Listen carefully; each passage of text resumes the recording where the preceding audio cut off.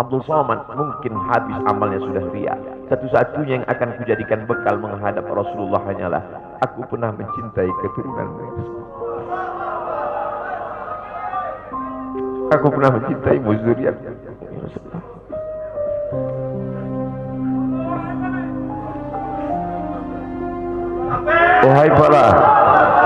Wahai para pelaku pembuat dosa, wahai para pezina, wahai para peminum khamar yang belum bertaubat, kalau kalian belum sanggup untuk berbuat baik, kalau kalian belum mampu untuk beramal saleh, paling tidak jangan kalian sakiti zuriatnya semua. Jangan kalian keluarkan kata-kata, jangan keluarkan kata-kata fitnah. Bagaimana kalian akan menghadap Rasulullah? Bagaimana kalian akan menghadap Rasulullah?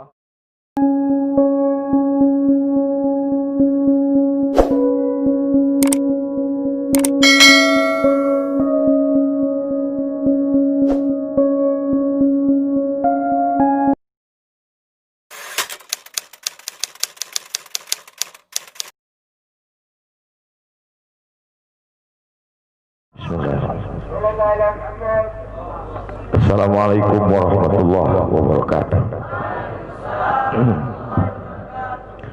Alhamdulillah wassalatu wassalamu ala Rasulillah wa ala alihi wa sahbihi wa man da'a bi da'watihi wastanna bi sunnatihi ila yaumil liqa'i rabbih. Al-habaib al-afadil al-ulama al-ajilla nafa'ana Allah bi ghaziri ulumihim wa bi husni adabihim wa lutfihim. Ja'alana Allah wa iyyahum ma'al habibil mustafa fi jannatihil ula. Orang yang menyambut beliau, kalau dia masih ada ikatan dinas, maka beberapa hari ini kita lihat orang itu dihukum dari jabatannya. Orang yang mengupdate status kalau menulis nama beliau, maka Instagramnya akan diblokir. Hanya menulis namanya saja, maka Facebooknya akan ditutup. Orang menjadi takut untuk menjenguk beliau, kecuali orang-orang yang takutnya sudah dihabiskan hanya untuk Allah Subhanahu wa ta'ala. Apa dosanya? Apa salahnya? Berapa triliun negeri ini pernah dirugikannya? Berapa sumber daya alam, minyak, batu bara, nikel, uranium yang pernah dijualnya ke luar negeri? Berapa BUMN perusahaan yang pernah dijualnya aset-aset negara? Ada yang pernah dia jual? Dia hanya mengajak anak muda yang selama ini pencandu narkoba menjadi bertaubat kepada Allah. Dia hanya membangkitkan semangat anak muda yang selama ini berzina menjadi orang-orang yang takut kepada Allah. Dia hanya mengajak mereka yang memakai baju hitam, pakaian hitam, berubah menjadi pakaian putih. Mereka berusaha untuk memutihkan catatan amal baik mereka di hadapan Allah. Dia hanya menyadarkan umatnya supaya sadar bahwa politik itu penting. Angkatlah pemimpin yang adil dan amanah. Dia hanya sedang mengajak umatnya supaya jangan memilih pemimpin kafir. Salahkah perbuatannya? Tidak. Dia tinggal negara demokrasi. Dalam dunia demokrasi, siapapun berhak untuk mengajak menyuarakan kebenaran. Dia tidak melawan sultan, dia tidak melawan ulil amri, dia tidak melawan siapapun. Dia hanya melawan ketidakadilan. Hari ini saya berangkat setelah sholat subuh menuju airport, naik pesawat. Setelah naik pesawat, naik mobil. Setelah naik mobil, jalan macet, saya mesti turun naik sepeda motor. Setelah naik sepeda motor pun juga tidak bergerak, jalan kaki. Akhirnya sampai kemari. Dalam hati saya berkata, celaka betul orang yang mengatakan kemarin katanya tidak ada akan menyambutnya. Sudah 3 hari, saya pikir 3 hari tidak ada orang lagi. Saya akan datang bisa duduk berdua dengan beliau. Saya tidak datang mau ceramah, saya tidak datang mau tausiah, saya tidak mau datang mau tablik akbar. Ternyata yang menyambutnya seramai ini, sebanyak ini, orang berjalan kaki, anak-anak muda berjalan kaki, orang tua, ibu-ibu duduk di pinggir jalan. Apa yang membuat mereka datang kemari? Satu, cinta. Lahu baru ni'aliha ahabbu ilayya wa asfadi balwaha, kata Qais. Debu yang menempel di sandal Laila lebih dapat menghilangkan rasa sakit dan dukaku. Hanya cinta kepada Laila, apalagi cinta kepada zuriat Nabi Muhammad sallallahu alaihi wasallam. Andai engkau orang alim, andai engkau hafal kitab, andai engkau mengerti kitab kuning, banyak ilmu, tapi ada kebencianmu kepada ahli bait Rasulullah sallallahu alaihi wasallam, hilang keberkahan ilmu. Andai engkau punya derajat seperti seorang wali, andai engkau diangkat Allah sebagai wali, maka jatuh derajat kewalianmu hanya karena kebencianmu kepada ahli bait. Apa kata Kiai Haji Maimun Zubair? Ahli bait itu seperti Quran yang lapuk. Andai ada ahli bait itu yang nakal, yang jahat sekalipun, dia tetaplah seperti Quran yang lapuk. Quran yang buruk, andai titiknya sudah tidak ada lagi, tak akan mungkin kau akan buang. Kau tetap juga akan jaga dia, kau akan cium dia. Kenapa? La yamassuhu illal mutahharun. Allah yang mensucikan. Seorang sahabat Nabi disuruh membuang air bekas daripada bekam Rasulullah SAW. Buanglah ini, kata Rasulullah. Lalu kemudian beliau pergi ke belakang. Setelah itu dia datang lagi menghadap Rasulullah SAW. Rasul tahu apa yang dia lakukan, karena Nabi dapat wahyu, Nabi terbuka hijab. Tapi Nabi ingin bertanya kepada dia. Bukan Nabi tidak tahu, Nabi tahu, diberikan Allah pemberitahuan. Nabi ingin memberitahu siapa yang tidak tahu. Kemana darah bekam tadi kau buat? Kata Nabi, ku minum ya Rasulullah. Mengapa engkau minum? Karena aku tahu bahwa darah yang mengalir dalam diriku membuat aku haram tersentuh api neraka.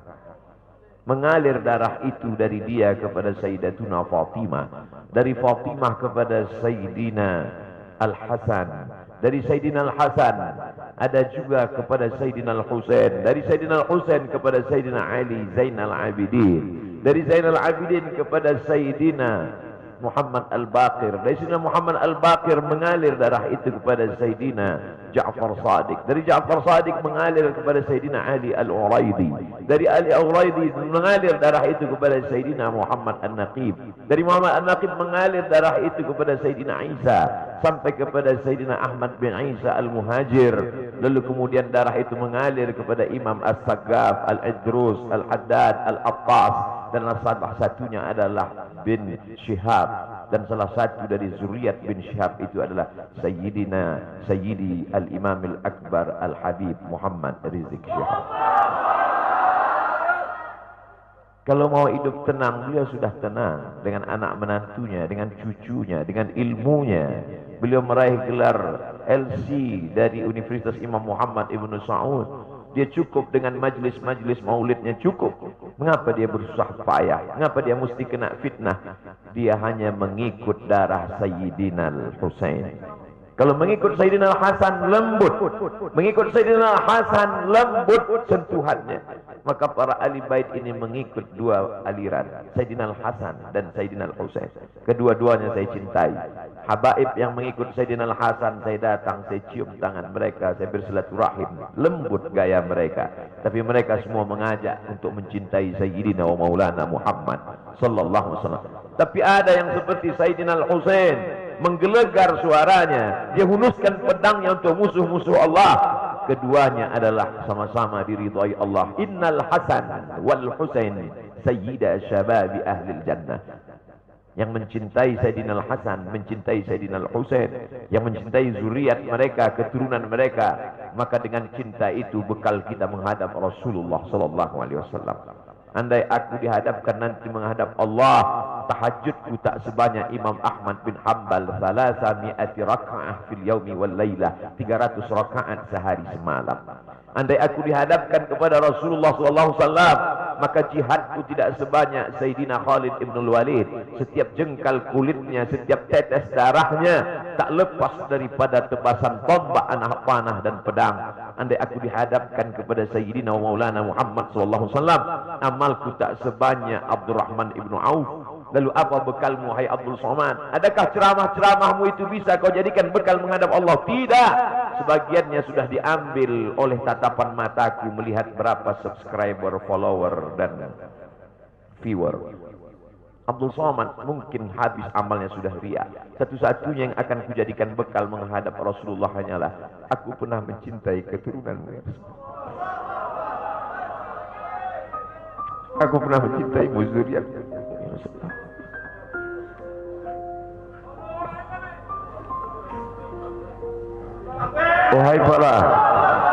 Wahai para pelaku pembuat dosa, wahai para pezina, wahai para peminum khamar yang belum bertaubat, kalau kalian belum sanggup untuk berbuat baik, kalau kalian belum mampu untuk beramal saleh, paling tidak jangan kalian sakiti zuriat Rasulullah.